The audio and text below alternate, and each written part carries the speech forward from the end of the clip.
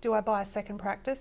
Is that something you can just touch on now? I know that's a very simple question, but... No, it's a good question because it's so common these days that people run around and buy practices. Corporates do it all the time.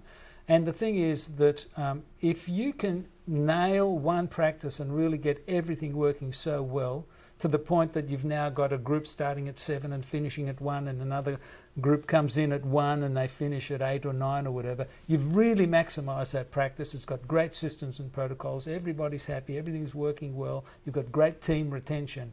And now you want to buy another practice, now you can, because you can duplicate that, because it's not all on you. But not before. But not before, because then you are duplicating inefficiencies. Right. And in fact, the second practice is always worse than the first one. If the first one was dependent on one person who's the key, leader type of thing, sitting there doing stuff, and now you think you can just duplicate that, it doesn't work that way. And it's very difficult to duplicate the culture, right? That's the other big mistake, Correct. Isn't it? Correct. So this does it all. And, one could say, well, we like team training because everyone gets together. Well, with this you can.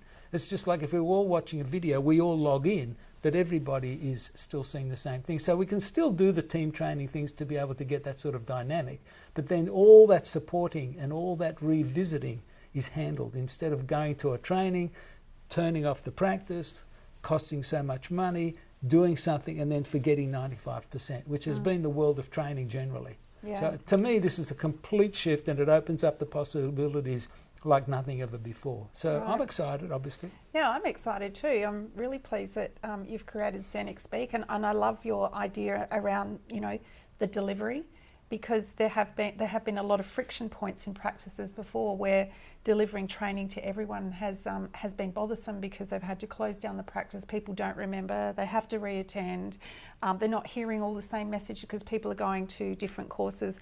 So I can't wait to race off now and get my clients to put Cernix Speak in their practice.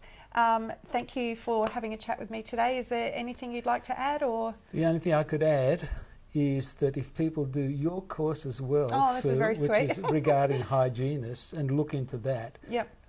There's no question that if they do both of these systems, they'll be skyrocketing. Yeah.